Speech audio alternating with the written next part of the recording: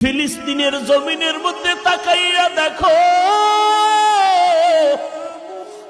মায়ের সামনে সন্তানকে জবাই করা হয়, সন্তানের সামনে মাকে হত্যা করা হয়। রে যুবক, পানি পানি বলে চিৎকার দেয়, পানি নাই, চিকিৎসা নাই, কোনো খানার আয়োজন নাই।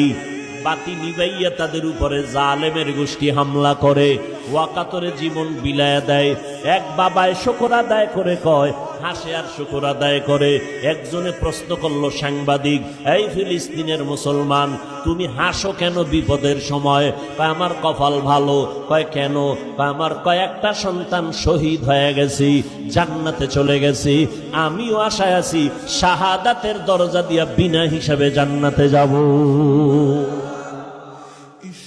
এরে নবীর উম্মতের দল, তুমি যদি নেতার জন্য জীবন দিতে পারো, তুমি যদি দলের জন্য জীবন দিতে পারো, যারা আমার মাওলার আশিক, যারা আমার মদিনাওয়ালা নবীর আশিক, ওরা কেন নবীর জন্য জীবন দিবে না?